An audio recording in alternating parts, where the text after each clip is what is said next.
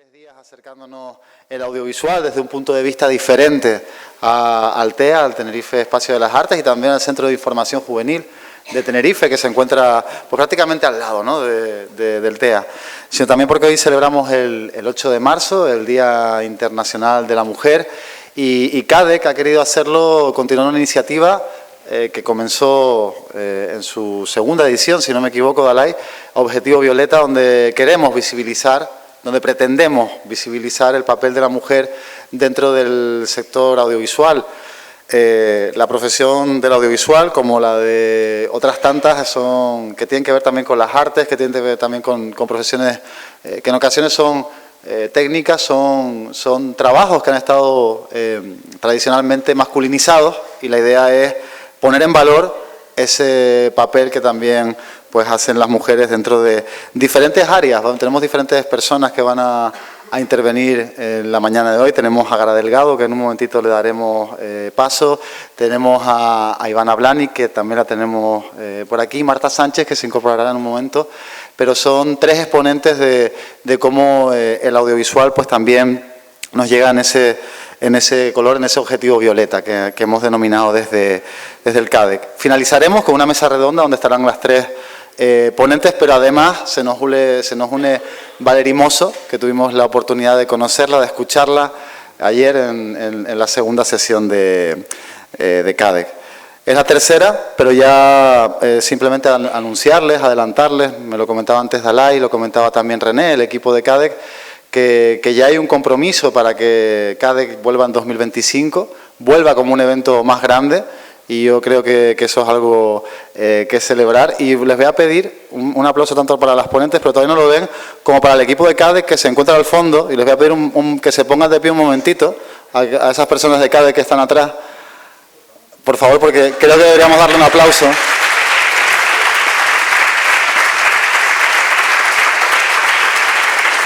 Por ahí está Jorge, perdona, que me olvidaba.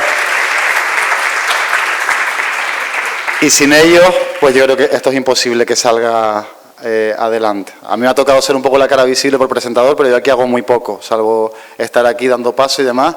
Realmente los que son los responsables son ellos y nuestros invitados, en este caso nuestras invitadas.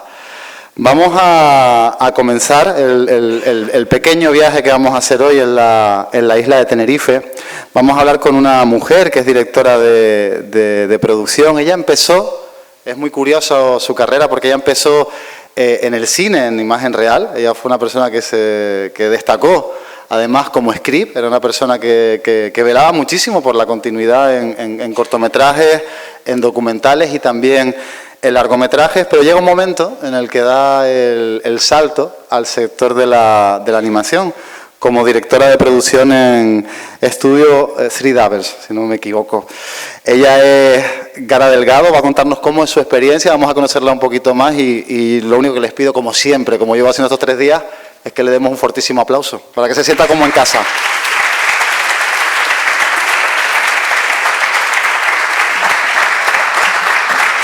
Muchas gracias.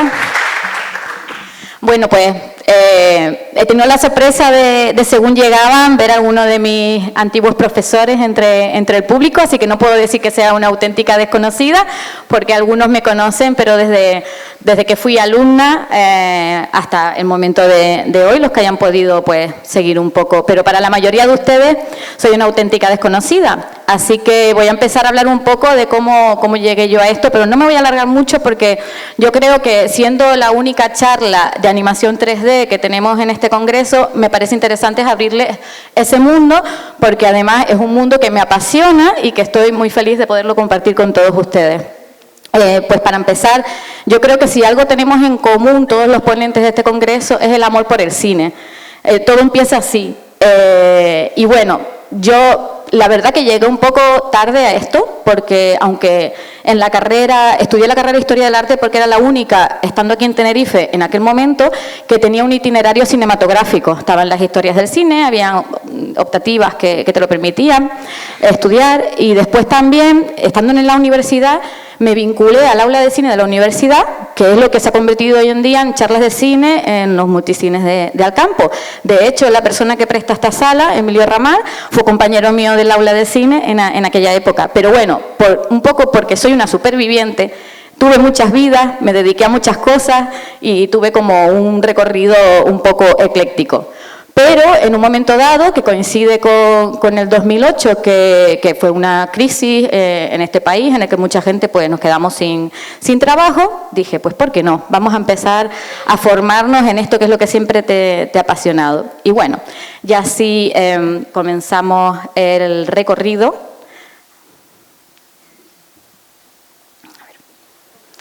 Vale, como bien comentó el presentador, mis inicios en esto, una vez terminó mi formación, pues si les digo la verdad, no siempre fui directora de producción, por supuesto, aquí como en todos los sectores, empezamos desde lo más bajito y vamos aprendiendo y subiendo. Y yo trabajé de todo, de runner, de driver, de asistente, y poco a poco, según iba aprendiendo y teniendo experiencia, pues empiezas a tomar más responsabilidades. Tanto es así que descubrí ese mundo de la continuidad, de ser script supervisor, y me empezaron a llamar, porque si les digo la verdad, hay muy pocos profesionales en Canarias que tengan ese conocimiento, y mucho menos que hablen inglés. Yo porque ahora estoy trabajando en un estudio de animación, pero me siguen llegando llamadas de, oye, Gara, ¿estás disponible? Y la verdad que es un dicho de mercado y es muy interesante. Si se quieren informar más en eso, pues me pueden preguntar luego, porque hoy me voy a enfocar en otra cosa. Y bueno, vale. A ver. Vale. La primera oportunidad que tuve en el 3D aquí en Canarias, pues a veces yo creo que lo más importante es que seamos, como que cuando algo nos guste de verdad, que nos empeñemos. Entonces, fue todo casualidad. Me hice un curso de la Tenerife Film Commission, que era productor ejecutivo en inglés. Y la Tenerife Film Commission hace una bolsa de trabajo que luego si les llegan ofertas, pues te envían un email y si estás interesado, pues tú escribes directamente al estudio. Pues eso fue lo que ocurrió, yo me hice ese curso, porque además los estudios de animación que hay aquí en Canarias son todos de service. ¿Qué quiere decir esto? Bueno, es igual que pasa con el cine. Por cierto, cine de imagen real es una palabra que incorporé a mi vocabulario cuando empecé a trabajar en el 3D, porque no me había planteado que había puede haber una confusión, porque al fin y al cabo todo es cine. Pero cuando empecé a hablar de cine de imagen real, porque me di cuenta que lo tenía que diferenciar del cine de animación 3D o 2D, que es algo completamente diferente.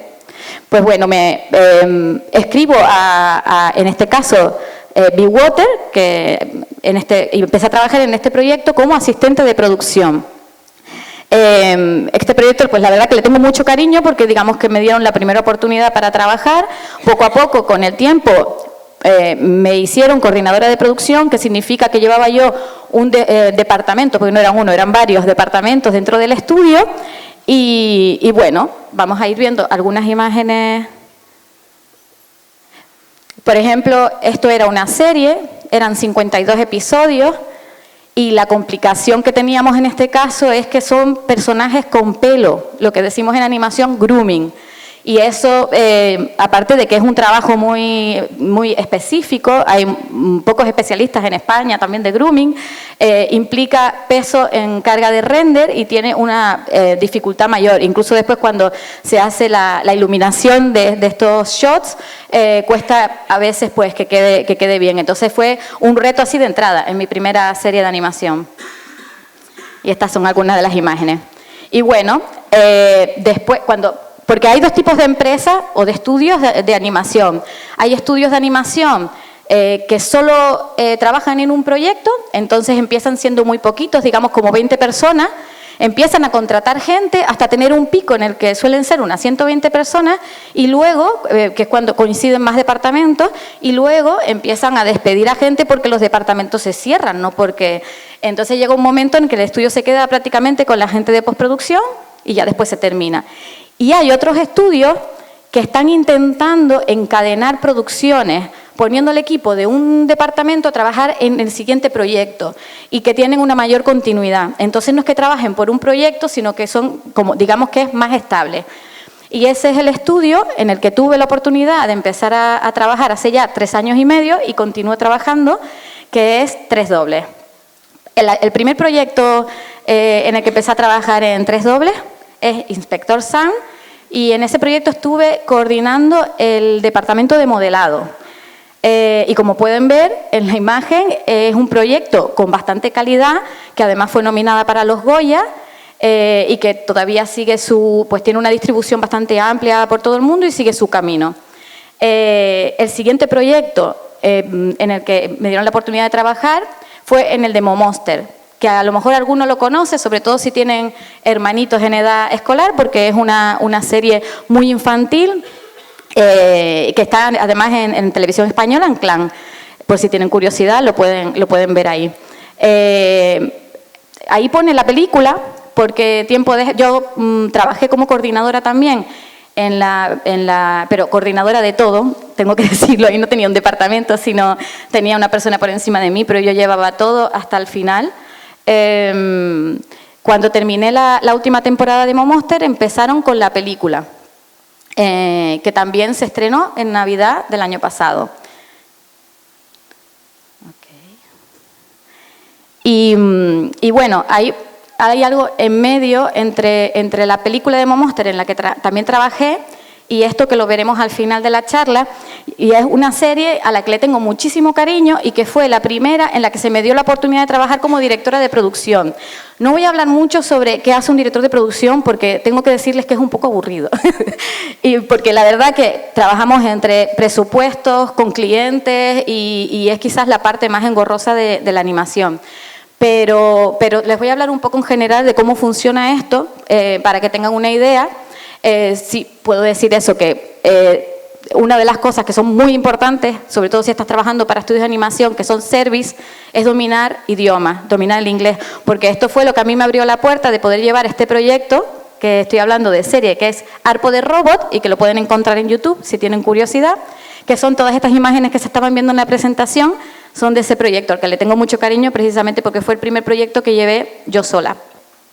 Y bueno, el cliente de esta serie estaba en Londres, es un estudio que se llama Mumba, que está en Londres, y a partir de ahí todos mis clientes empezaron a hacer, siempre fueron, pero ya tenían un trato directo con el cliente, con lo cual pues es una responsabilidad añadida. Y bueno, actualmente en 3 estoy de directora de producción de un largometraje que se llama Viana, que es una coproducción con Portugal, de la que no puedo enseñar nada porque estamos ahora mismo, bueno, estamos en la fase de layout, que luego verán un poco el esquema muy general de en qué momento ocurre esa fase, pero todavía no se me permite enseñar nada, así que hay que esperar un poquito para poder ver la calidad en la que estamos trabajando. Y sí podremos ver al final de esta charla el tráiler que hicimos para Estudio 100 en este caso. Ahora mismo 3 el estudio para el que trabajo, acaba de dar un salto en calidad, en el sentido de que ha llegado a un acuerdo, un estudio de animación en Alemania, Estudio 100, ha comprado una parte del estudio que está aquí en Tenerife, y ellos tenían una distribuidora en Los Ángeles que comparte contenido con Amazon, Disney y otras muchas plataformas. Entonces han cerrado un acuerdo para que entre todos los estudios que tiene este otro estudio de Alemania, sacar 3 películas al año. Entonces es muy potente porque eso asegura trabajo por mucho tiempo y además tener unos presupuestos ya con otras cantidades, ¿no? Pues yo creo que quintuplicamos ahora mismo los presupuestos que se están empezando a hacer. Solo hacer este tráiler, no puedo decir la cantidad, pero les puedo decir que con lo que hicimos este tráiler se puede hacer una película perfectamente, para que se hagan una idea. Vale, un poco como este congreso va sobre audiovisual en general, y me imagino que casi todas las charlas iban sobre imagen real, esa nueva palabra que he tenido que incorporar a mi vocabulario, les quería hablar de las diferencias en general que yo he encontrado que hay entre la imagen real y el 3D. En primer lugar, hay una palabreja que utilizamos mucho los de 3D, que es el pipeline. El pipeline, bueno, justo escuchaba o leí anoche de un CG supervisor que trabajó conmigo, porque nosotros solemos decir, es el workflow de animación, pero es un poco incorrecto, porque realmente sí hay un workflow que es diferente y que lo llamamos pipeline, pero como todo es tecnológico, necesita de herramientas que unan todos los procesos y esas herramientas las hace un equipo de pipeline. Y lo de pipe, que son tuberías, es porque todo sigue un orden, pero es más complejo que el cine porque hay departamentos que ocurren a la vez. No es lineal, como que terminas una fase y empiezas la siguiente, sino terminas una fase y a lo mejor se abren 3 departamentos. Y esos departamentos tienen dependencias entre ellos, con lo cual hasta que no terminas de hacer el pelo no lo puedes riguear y cosas por el estilo, que ya iré explicando un poquito más. Otra diferencia pues es que trabajamos totalmente en digital. Luego para trabajar es fundamental que necesitamos softwares, necesitamos una granja de render. En mi estudio la granja de render ocupa una habitación gigantesca que tiene su aire acondicionado y demás, porque además siempre tenemos que estar todo el tiempo hablando entre los directores de producción para dar prioridades, porque la granja de render está siempre al 100%, y incluso producción, trabajamos con un software de producción, que bueno, me pueden decir, en cine también existen software para hacer la planificación y demás, pero en animación se hace fundamental, porque tenemos un control absoluto de toda la producción a través de esos software, ya que gracias al equipo de Pipeline está todo conectado entre sí. Otra diferencia que yo veo muy evidente es que la mayor parte del cine de animación está dirigido a un público infantil. Es cierto que hay excepciones, pero digamos que el cine normal está más dirigido a adultos y después hay contenidos para niños, pero es verdad que está más dirigido a adultos. Y empiezan a existir excepciones muy interesantes. Habrán escuchado, espero que vayan al cine a verla, porque hay que apoyar también este tipo de iniciativas. Robot Dreams, que ha ganado 2 Goyas recientemente, y uno de los Goyas que ha ganado ha sido por el mejor guión adaptado, compitiendo con otras películas. Es decir, ya no solo hemos dado el salto a, oye, ya no solo hacemos cine infantil, sino que también podemos competir con otras películas en categorías que no son propias de animación. Y hay un cambio de paradigma muy importante. Otra de las diferencias es que, aunque no lo parezca, no quiero decir que el cine de animación 3D en general sea más costoso, es que siempre lo es. ¿Qué quiere decir eso? Que tú con poco dinero puedes hacer una película, pero con poco dinero no puedes hacer una película de animación 3D, porque hay una base que siempre tienes que, es muy cara y hay que pagar, y es muy tecnológica. Entonces, en general, podemos decir que el cine en 3D es más caro que el cine normal, porque siempre hay un mínimo que no puedes bajar de ahí. Pues tienes que pagar los software, porque todo tiene que ser legal, tienes que tener esa granja de render, etcétera, etcétera. Y por último, la libertad creativa que te permite la animación, porque no tienes techo, no hay límite. Cualquier cosa que se te pase por la cabeza, lo puedes llevar a la pantalla. Sobre todo, a lo mejor en 3D, es verdad que yo cuando leo los guiones a veces me asusto porque veo cosas muy locas y pienso, Dios, a ver cómo vamos a hacer esto, pero en el cine de animación 2D, de verdad, no hay límite. Las posibilidades son infinitas, y por eso muchas veces también encontramos películas en las que los directores deciden hacer secuencias en 2D porque les permite hacer las cosas de una manera que nunca hubieran podido hacer de forma real. Aunque es cierto que son 2 mundos que están muy enlazados, porque cada vez más el CGI se utiliza en el cine y cada vez nos cuesta más distinguir qué está hecho, qué es real, rodado, y qué es CGI. Y bueno, pensando en cuál es la diferencia fundamental, así, según ves cómo trabajamos entre el cine de imagen real y el cine de animación 3D. Estos son fotogramas de una película preciosa de Truffaut, La Noche Americana. Si no la han visto, se las recomiendo, que es una película de metacine, es decir, que es una película en la que se cuenta un rodaje de cine. Y les he puesto aquí esto para la idea de cómo se rueda una película. Pues una película se rueda en el campo, es decir, tienes que ir al lugar y grabar en el lugar, bien sean interiores o exteriores. Pero, sin embargo, así trabajamos en el 3D. Trabajamos todos, absolutamente todos, delante de un ordenador. De hecho, iba a poner imágenes de estudios grandes para que vieran, porque es impresionante, son cientos de personas trabajando detrás de un ordenador, pero he puesto 2 fotos propias de los 2 estudios en los que he trabajado aquí en Tenerife. Y de hecho en el de la derecha ya estamos en el equipo de producción. Y es lo más curioso, creo que cuando entras en un estudio de animación la gente no se imagina lo que hay dentro, ¿no? Pero son salas llenas de gente que trabaja detrás de un ordenador. Incluso, pues por ejemplo, en la fase de lighting o de compositing se trabaja en oscuridad porque es mejor para poder ver exactamente el tono de color. Entonces, ese es el primer impacto que te llevas. Bueno, esto es totalmente diferente. Y así es. Voy a pasar a una parte un poco, solo por darles un paseo por lo que consiste una producción de animación 3D, hablando un poco con las diferencias con el cine. Porque es verdad que esta parte es igual, tenemos las mismas fases de producción. Lo que pasa que luego cada fase es un poco diferente, pero tenemos igual una fase de desarrollo, una fase de preproducción, una fase de producción y una fase de postproducción. Pero se preguntarán, ¿pero qué es cada cosa, no? ¿Cómo lo diferenciamos? Pues bueno, el desarrollo es prácticamente igual, porque tenemos que partir de una idea, se tiene que escribir un guión, por supuesto es lo más importante, tener la idea de la que partir. Es muy importante, sobre todo en producción, los desgloses que también se hacen en cine, pero tenemos que estar constantemente desglosando todo el material que nos va llegando.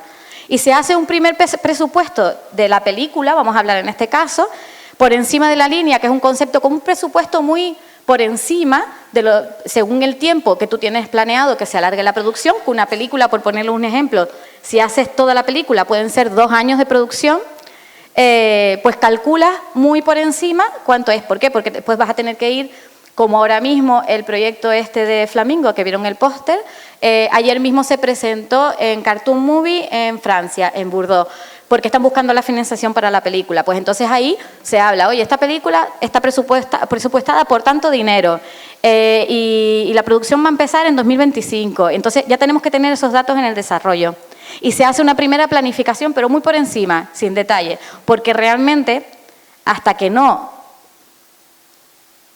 llega la animática, nos podemos llevar muchas sorpresas. De hecho, en la película que estoy llevando ahora, el cliente tardó muchísimo en entregar la animática. Llevábamos desde abril del año pasado trabajando y la animática la entregó en diciembre, con lo cual estábamos trabajando en muchos departamentos sin ver, solo teníamos el guión, pero sin ver realmente qué es lo que ocurría en la película.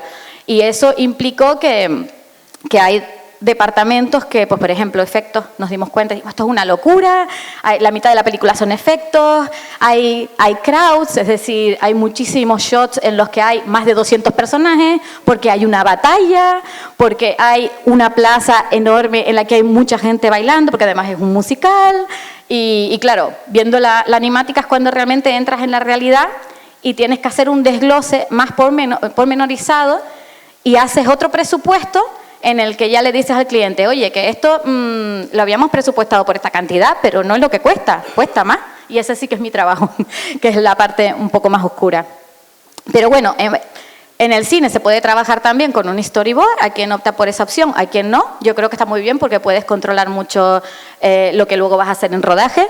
En esta fase de preproducción también tienes que tener contratados a los actores, que normalmente es lo que te da el punch para decir, oye, que tengo a tal y cual actor famoso en la película, me das dinero, y eso suele ayudar. Pues en este caso también, porque los dobladores de animación son también actores famosos la mayor parte de las ocasiones. Entonces esas voces hay que grabarlas porque la animática se hace con esas voces. Esto que he puesto ahí de animática, edición, es muy importante. Yo creo que es lo primero que te das cuenta que es totalmente diferente. Cuando estás haciendo una película, tú editas al final. Tú grabas, tienes un montón de material y hasta puedes tomar decisiones al final si no estás muy convencido. Pero en el cine de animación no es así.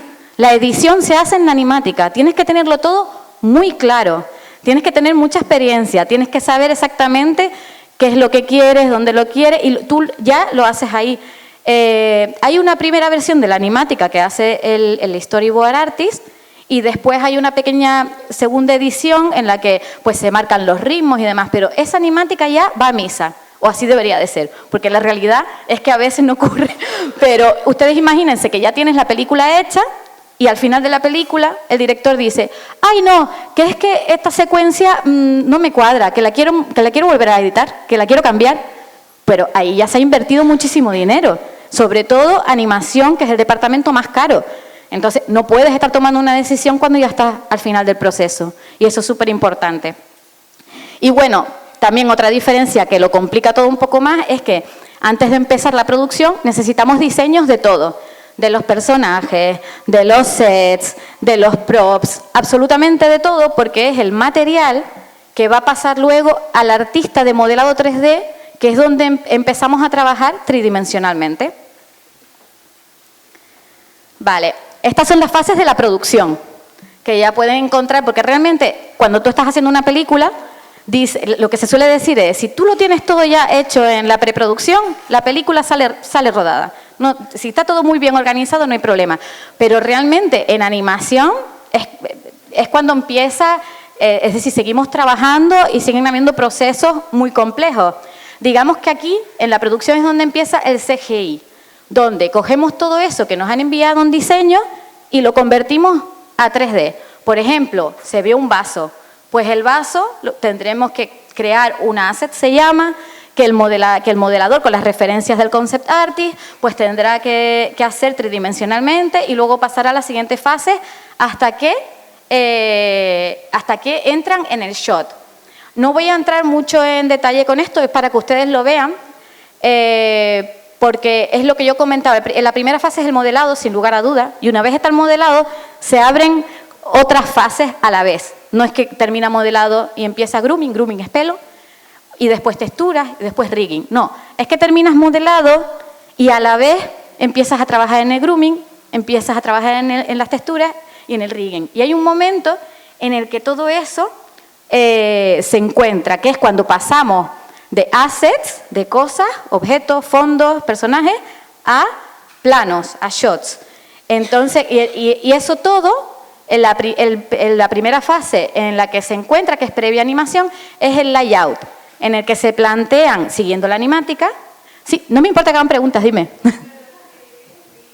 Vale, el rigging son los controles que se le añaden a todo, pero voy a poner el ejemplo de los personajes porque es lo más complicado, para que el animador pueda moverlo. Digamos que tú tienes un personaje modelado que es como una marioneta, y rigging es la que añade los controles para poder mover todo.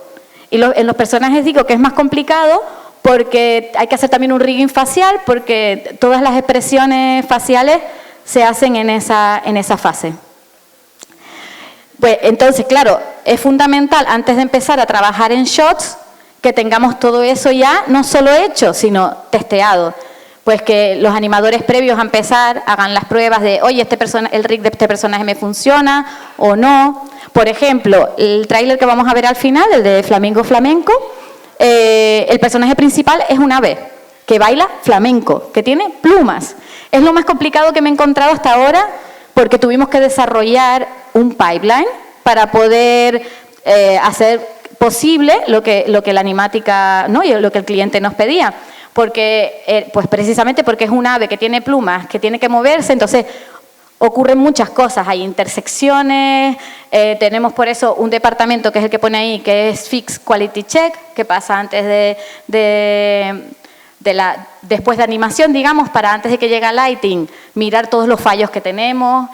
Una cosa les digo, en la animación, aunque parezca algo como ahora lo ven, nunca te aburres, y en producción estás siempre estresadísimo, porque ocurren muchos problemas, y producción es el departamento que hace de conexión, pone en comunicación pues a los technical director y a los artistas para solucionar problemas que van sucediendo en el día a día. Y cada día tenemos retos y problemas diferentes, o de repente algo tú lo envías a render, pero no te sale y no sabes por qué. Y después hay cosas muy complicadas, como que todo el mundo tiene que seguir como un naming, hay una forma de trabajo que es muy protocolaria y está constantemente fallando cosas, y ahí está producción pendiente de todo, no solo para cumplir con los deadlines, ¿no?, con los objetivos por fase que se van marcando, sino porque hay pequeños problemas en el día a día que tenemos que ir solucionando. Y bueno, aquí puse en amarillo las cosas que son totalmente de animación. Y en blanco lo que es, que lo podemos tener en común con el cine. Por ejemplo, en cine también tenemos efectos especiales. Y las personas que trabajan en efectos en imagen real pueden trabajar en 3D. Porque la herramienta, es decir, el software que utilizan y cómo trabajan es muy parecido, solo que después se tiene que integrar dentro de nuestro pipeline para que viaje a la siguiente fase y poder integrarlo y que se vean. Y por supuesto también en cine tenemos al final un render. Entonces, pues son elementos en común, solo que el render de animación es muy potente y necesita de esa granja para que tenga capacidad para procesar todo sobre todo en la fase de lighting, es en la que más peso tiene en granja, porque es donde llega todo lo que se ha hecho anteriormente a render. Y la postproducción tiene la fase de composición, que si la comparo con cine, se puede conectar con el etalonaje. Pero no solo eso, es que todo lo que se ha hecho anteriormente, incluido lighting, se genera en layers, ¿no? En diferentes capas, y Compo tiene que unir todas esas capas y hacer que todo tenga un look final adecuado. Entonces, es un departamento fundamental y la postproducción empieza ahí, no empieza antes como se puede pensar. Pero está muy conectado con el departamento de lighting. Y en la postproducción también, pues igual que en el cine, cuando ya tienes la película, pues se trabaja en la música, en los efectos sonoros y en el delivery, que es muy importante que sepamos pues el formato en el que hemos trabajado, pues también se saca un DCP porque son películas que van a cine, entonces tienen muchas cosas en común. Este ha sido el paseo por encima de la animación 3D, pero yo les quiero pasar a ustedes el turno de preguntas por si tienen curiosidad en alguno de los procesos, es ahora el momento de preguntar. A ver. Sí, por allí creo que levantaron primero la mano. Por ahí. Perdona. Solo un segundo antes de entrar con el turno de palabras. Me dijeron que en la sala estaba Luis por aquí, ¿verdad? ¿Luis? Mi padre. Sí. No sé si se puede poner de pie un momentito. Sí, por favor, Luis. Sí, es que ha venido mi padre a verme. Sí.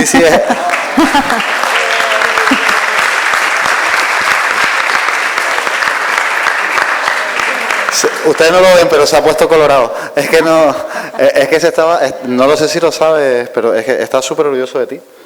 Nos lo estaba contando antes, ha sido una cosa muy bonita. Así que digo, bueno, qué menos que se nos olvidó decirlo en la presentación, pues comentarlo ahora.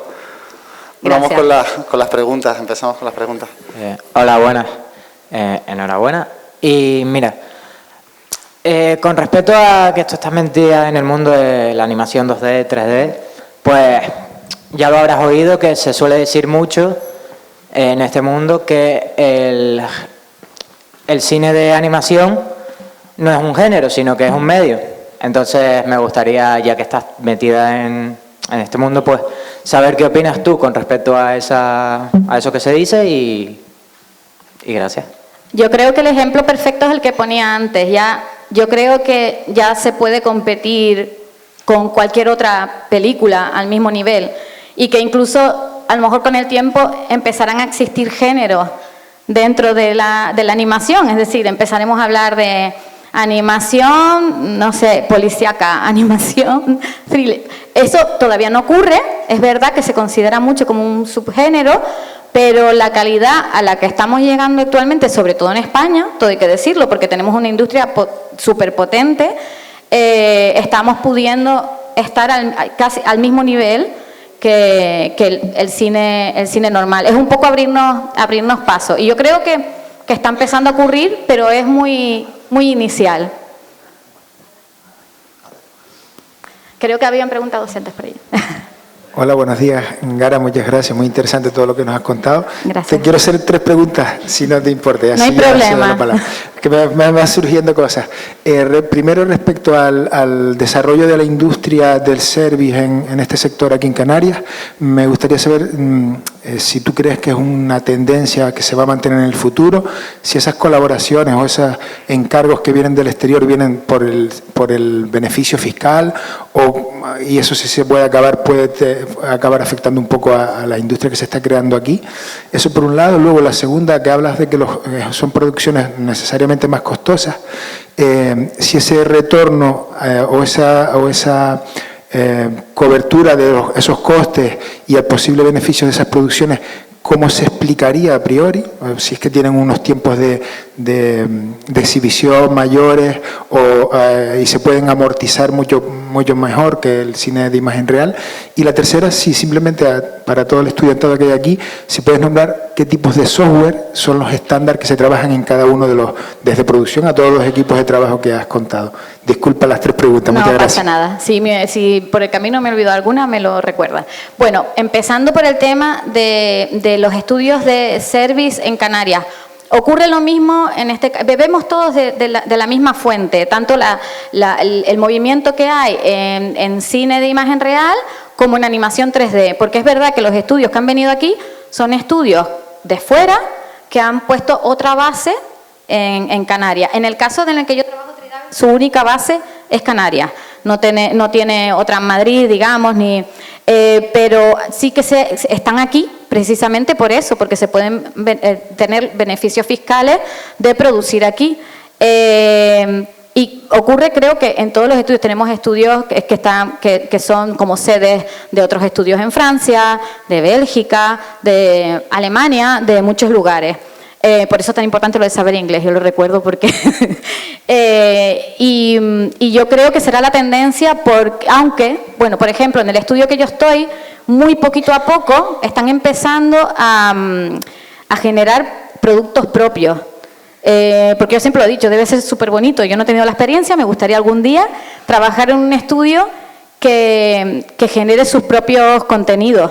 Porque al final, tu propio estudio tiene la última palabra, ¿no? Y un poco aquí, pues siempre estamos dependientes del cliente, el director suele ser por parte del cliente y tenemos que marcar como unas fases de revisión y siempre estamos rebotando, pues, a ver cómo lo hacemos. Entonces, eso, si empezáramos a generar contenidos propios, que yo creo que a largo plazo se pueden tener, precisamente con el dinero que viene del incentivo, ya que el incentivo no es instantáneo, sino que ocurre a los años de tú haber hecho esa inversión, por decirlo de alguna manera.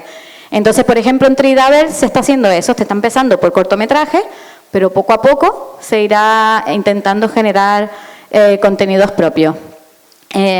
La segunda pregunta era, perdona. Eso. Sí, pero puedes repetir otra vez, formular porque sí, es porque que el cine es más caro en 3D, pero la pregunta era... ¿Cómo se logran amortizar esas producciones? Sí, es que realmente es todo lo contrario. Porque ha ocurrido ahora con Robot Dreams, que tenemos una película que compite en los Oscar también, y ha estado muy poco en el cine. De hecho, yo tenía la esperanza, digo, bueno, a ver si ahora se reestrena para poder ir a verla. Y sí, se ha estrenado unos pocos días en un solo cine y realmente es muy complicado a nivel de distribución. Creo que dependemos mucho, aunque también es un salto que está dando el cine, de las plataformas digitales. Porque, de hecho, el estudio en el que trabajo ahora, pues el distribuidor trabaja directamente con plataformas digitales. Si no fuera por eso y esperáramos al estreno en cine, todavía nos queda mucho recorrido por hacer. Y estamos en desventaja respecto al cine en ese caso. Y la tercera, lo siento. Vale, sí, perfecto. Bueno, hay que tener en cuenta porque hay software gratuito y lo puede aprender cualquiera. Por ejemplo, el Blender. Yo incluso tengo curiosidad porque es una herramienta de trabajo muy interesante, incluso si haces concept, porque puedes partir de un modelado para hacer un concept, Pero es verdad que cuando estás trabajando en industria, es necesario que utilizar el software estándar. Y en este caso, nosotros empezamos utilizando Maya en casi todos los procesos. Después utilizamos Unity Unity, no, perdón, eso era en otro estudio, en Be-Water. Houdini, estamos incluso intentando en Tridabel integrar cada vez más modelado en Houdini, etcétera, etcétera, porque nos facilita, pues yo qué sé, hacer un terreno enorme, por ejemplo, ¿no? Trabajar en fondos. Y pues después está también el Substance Painting. Pues no incorporamos todos los softwares, sino siempre eso está marcado por pipeline, porque como el departamento de pipeline tiene que conectar unos departamentos con otros y tenemos que hacer que todo funcione, no es como, oye, ¿por qué no hacemos esto? No, en todos los proyectos, porque eso es algo que no he dicho, en el estudio que estoy ahora, pues es que las tendría que contar, pero me parece, entre 2D y 3D podemos estar llevando 6 películas a la vez. Entonces, debemos de funcionar de la misma manera. Y se debe utilizar siempre el mismo software y el estándar es lo bueno, porque muchas veces, por ejemplo, con este estudio de Alemania, que ha comprado ahora una parte de Tridoubles, el acuerdo es que ellos hacen hasta modelado y nos envían el modelado. Entonces nosotros lo tenemos que integrar en nuestro pipeline y seguir trabajando a partir de ahí. Entonces es muy importante que todos trabajemos en sintonía con el mismo software, porque me ha pasado, de hecho me pasó con Flamingo Flamenco, que no teníamos a un especialista de plumas en el estudio en ese momento, tuvimos que contratar a un freelance y el freelance era muy bueno, pero trabajaba de una manera diferente y después para poder integrar ese grooming en nuestro pipe fue una pesadilla y además se retrasó como todo un poco, ¿no? Con los nervios que conlleva, porque no trabajábamos de la misma manera. Entonces, eso es súper importante. Cuanto más trabajemos en el estándar de la industria, mejor. Muy bien, vamos con una última pregunta y como tenemos después la mesa redonda, continuamos si hay más intervenciones en esa mesa. Y el tráiler, sí, al terminar, efectivamente. Vamos ahí con el compañero, una cara nueva, ¿no?, en el Congreso, si no me equivoco. Ya, claro. A la base y te lo crees. Hola, bueno, pues primero que nada, pues buen trabajo. Creo que como profesional das mucho que envidiar, a mí en lo personal. Quisiera preguntarte sobre el diseño de personajes, porque como todo surge de una idea, pues puede ser, por ejemplo, un dibujito, un bocetito en 2D, pero luego para pasar eso al 3D puede ser un poco tedioso, porque como supongo que entenderás, no todos los modelos en 2D que se pasan a 3D quedan bien. Hay algunos que quedan mal, como que hay cosas en la cara que pues dan como, a menos que le metas un shader o algo, pero eso. Quisiera preguntarte, ¿cuánto tiempo suele tomar el diseño de los personajes en ese sentido? Bueno, esto es algo que se trabaja en la preproducción y son meses, como digamos, 3 meses antes de empezar la producción, se empieza a trabajar en todo el departamento de concept y se va trabajando, pues, basado en esa planificación que hagamos, pues vamos a empezar primero por esta secuencia. Entonces nos tienes que entregar primero estos personajes. Entonces sí, es como unos 3 meses antes y durante 3 meses se trabaja toda la parte de concept, aproximadamente. Puede ser más o menos porque hay estudios que ya tienen toda esa parte trabajada y después tú contratas a alguien para que te lo haga posible. Y sobre lo que estabas comentando del 2D llevado a 3D, precisamente en la película que estoy ahora tengo ese asunto, y es que la productora con la que coproducimos no tiene experiencia en animación 3D y ellos hacen el concept. Entonces yo me acuerdo cuando empezamos a ver los personajes, que claro, el protagonista, que es como súper importante, si tú lo ves dibujado en 2D era precioso, pero si tú lo ves dibujado tenía como el cuello metido para adentro, no sé qué. Entonces claro, el supervisor de modelado me decía, pero Gara, yo no puedo modelar eso según lo veo, porque es que voy a hacer un tubo, ¿sabes? Que no tiene sentido, esto hay que darle una vuelta. Y entonces tuvimos que asumir en presupuesto diseñar en modelado, que es algo que no puede ocurrir y que me ha hecho que la película sea más cara de nuestro lado, porque tiene que llegar todo muy, muy claro. Entonces yo por eso, una herramienta que es muy interesante y que aprendí de un director de arte con el que trabajé en Bewater, es trabajar, por ejemplo, con Blender, solo para hacer como un boceto muy general y así puedes imaginar tridimensionalmente el concept que vas a hacer. Entonces si combinas ambas técnicas, como truquito, si combinas ambas técnicas, pues puedes tener al final un personaje con un diseño más posible de llevarlo al 3D. Creo que había una manita por detrás, pero no sé si... Vale, pues vamos a ver Vamos a pasar al tráiler, el entonces. tráiler de Flamingo Flamenco, que se presentó ayer en Bordeaux, en Cartoon Movies, así que también es primicia para ustedes.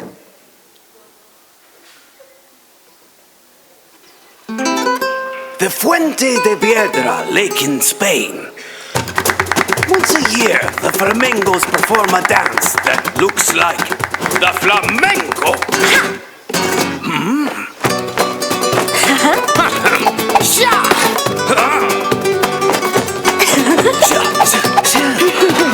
La la la la.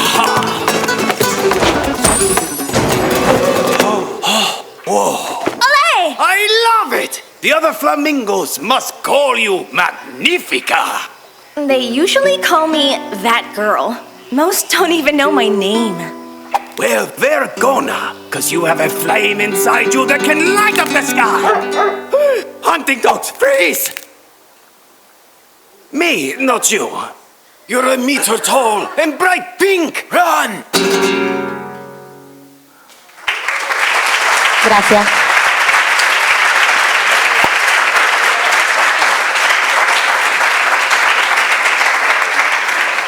Solo comentar una cosita muy rápida.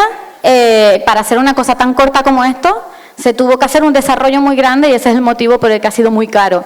Porque pues tienes que hacer el mismo desarrollo si haces una película con un personaje con alas, que baila y demás, que para un pequeño trailer. Es el mismo. Ya cuando se haga la película tendremos eso avanzado. Pero fue muy complicado hacer esa pequeñita pieza. Gracias. Gracias a todos.